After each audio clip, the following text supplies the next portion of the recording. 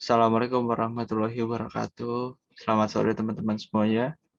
Kami dari kelompok 3 yang beranggotakan Catherine, Iqbal, Muhammad Lutfi, Muhammad Syarif, dan Natasha akan mempresentasikan mengenai hubungan industrial tripartit, pengusaha, buruh, dan pemerintah dalam studi kasus PT Freeport Indonesia.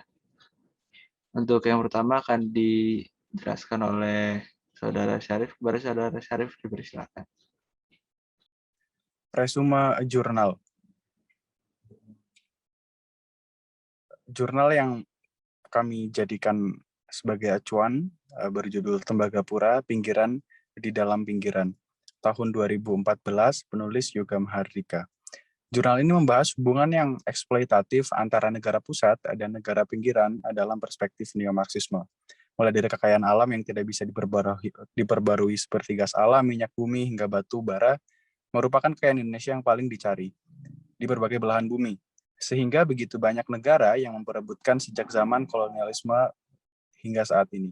Belum selesai dalam bumi Indonesia dieksplor, kekayaan Indonesia yang ada di atas tanah pun tidak bisa dipandang sebelah mata. Rempah-rempah yang menjadi komoditas yang dianggap sebagai komoditas yang eksotis pada era kolonialisme dan menjadi komoditas yang masih merupakan kekuatan eksplor utama Indonesia hingga saat ini. Namun, Freeport meminta agar kenaikan royalti ini berlaku setelah perpanjangan kontrak atau pada tahun 2021. Dari berbagai fakta yang ada, hanya ada satu kata yang dapat menjelaskan fenomena yang dikatakan oleh Freeport ini, yaitu eksploitatif. Konsepsi teori. Teori neo-Marxisme atau dikenal juga dengan strukturalisme merupakan kritik terhadap Marxisme. Teori ini pada dasarnya adalah pengembangan dari teori Marxisme. Konsep neo-Marxisme muncul dan melihat kembali pemikiran awal Karl Marx dengan menyerap kembali ide-ide menurut mereka, atau diabaikan oleh kaum Marxis karena adanya misinterpretasi, menurut Hobden dan Jones 2001. Perspektif neo-Marxisme lebih fokus pada permasalahan kesenjangan sosial dan penerapan kerjasama antara kaum borjuis dan kaum proletar atau buruh. Asumsi dasar neo-Marxisme tidak jauh berbeda dari perspektif Marxisme. Bedanya, yakni kaum neo-Marxisme lebih menekankan penghapusan kelas-kelas yang terdapat pada negara agar lebih terstruktur. Agenda utamanya yakni memberikan stabilitas ekonomi bagi negara-negara karena perkembangan ekonomi cenderung dinamis atau selalu berubah dan tidak statis. PT Freeport Indonesia atau disingkat PT-FI adalah sebuah perusahaan afiliasi dari Freeport, McMoran Cooper dan Gold Incorporate, dan PT Indonesia Assaham Aluminium, TBK. PT Freeport Indonesia menambang, memproses, dan melakukan eksplorasi terhadap biji yang mengandung tembaga, emas, dan perak. Beroperasi di daerah dataran tinggi Tembagapura, Kabupaten Mimika, Provinsi Papua, Indonesia. Freeport Indonesia memasarkan konsentrat yang mengandung tembaga, emas, dan perak ke seluruh penjuru dunia. Selanjutnya akan dilanjutkan oleh rekan saya. Oke, selanjutnya adalah analisis kasus. Pada paham neo-Marxisme yang merupakan kritik terhadap Marxisme pasca Perang Dunia Kedua, pada dasarnya dunia ini dibagi atas dua macam negara, yaitu negara core atau pusat dan negara periferi atau pinggiran. Menurut paham tersebut, Indonesia masuk dalam negara periferi. Hal tersebut dikarenakan Indonesia masih berada di dalam kelas negara berkembang. Sementara itu, hubungan antara negara core dan periferi dalam paham neo-Marxisme bersifat eksploitatif, sehingga hanya negara core yang mendapatkan keuntungan yang lebih besar pada akhirnya. Hal tersebut terjadi di ujung Papua, tepatnya di kota Tembagapura, sebuah kota pertambangan Grasberg, yang juga merupakan markas bagi PT Freeport Indonesia yang merupakan anak perusahaan dari Freeport McMoran Copper and Gold Inc. Aktivitas pertambangan mineral oleh PT Freeport Indonesia di Provinsi Papua yang telah berlangsung selama 49 tahun ini sangatlah bertentangan dengan amanat konstitusi yang telah disepakati oleh pemerintah Indonesia dalam mengelola sumber daya alam yang dimiliki, yakni UUD 1945 pasal 33 ayat 3 yang berbunyi bumi, air, dan kekayaan alam yang terkandung di dalamnya dikuasai oleh negara dan dipergunakan untuk sebesar-besarnya kemakmuran rakyat. Pada saat rezim Soeharto, Freeport Indonesia berhasil mendapatkan kontrak kerja yang dinamakan kontrak karya 1. Saat itu untuk beroperasi selama 30 tahun terhitung sejak mulai beroperasi pada tahun 1973. Kemudian kontrak tersebut diperpanjang lagi dengan nama Kontrak Karya 2 yang memperbolehkan Freeport untuk menambang di tanah Papua hingga tahun 2021. Dan pada tahun 2014 ini, negosiasi antara Freeport dengan pemerintah Indonesia membuahkan hasil yang merupakan klausul dari KK2, yaitu opsi memperpanjang kontrak hingga 2 kali 10 tahun, yakni hingga 2041.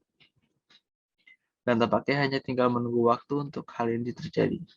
Salah satu poin yang dibahas adalah perusahaan tembaga, emas, dan perak ini di Grasberg, Papua, juga bersedia menaikkan royalti dari yang berlaku saat ini, cuma 1% menjadi 3,75%.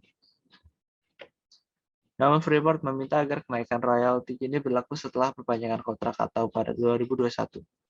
Dari berbagai fakta, hal tersebut dapat menjelaskan fenomena yang dilakukan oleh Freeport ini adalah eksploitatif. Kesejahteraan penduduk di Papua tidak secara otomatis menjadi lebih baik dengan kehadiran PT Freeport Indonesia yang mengelola tambang mineral terbesar di dunia, penghasil emas, tembaga, dan perak tersebut. Sebagian besar penduduk asli berada di bawah garis kemiskinan dan terpaksa hidup mengais emas yang tersisa dari limbah PT Freeport Indonesia. Selain permasalahan kesenjangan ekonomi, aktivitas pertambangan PT Freeport Indonesia juga menimbulkan kerusakan lingkungan secara masif serta menimbulkan konflik sosial yang berujung pada pelanggaran HAM di Papua. Selanjutnya akan dilanjutkan oleh rekan saya. Baik, sebagai tambang emas terbesar di dunia dan juga tambang tembaga terbesar kedua di dunia, tambang Grasberg di Tembagapura menjadi tempat bagi Freeport mengeksploitasi kekayaan Indonesia. Neo-Marxisme berargumen bahwa hubungan antara negara core dan periphery bersifat eksploitatif.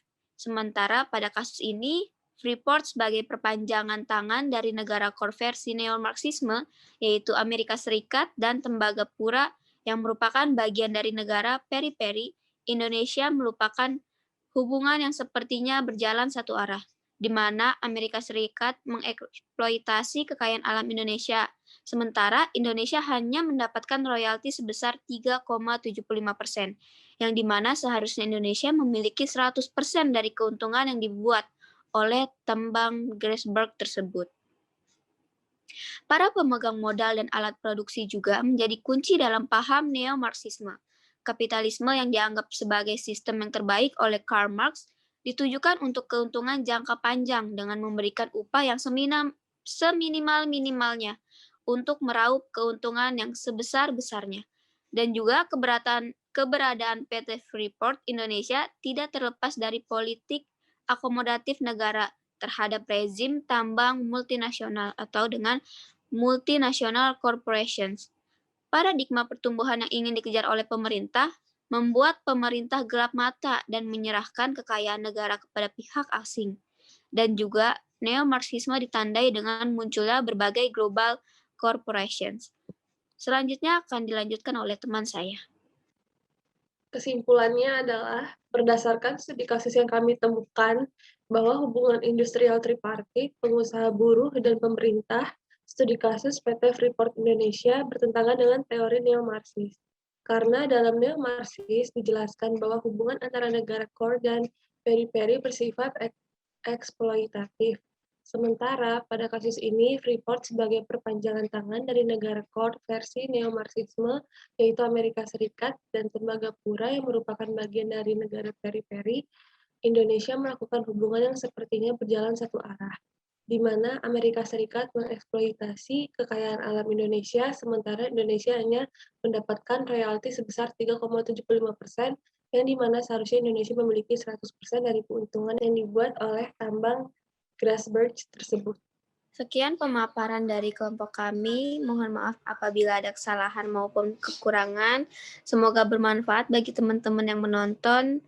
Wassalamualaikum warahmatullahi wabarakatuh.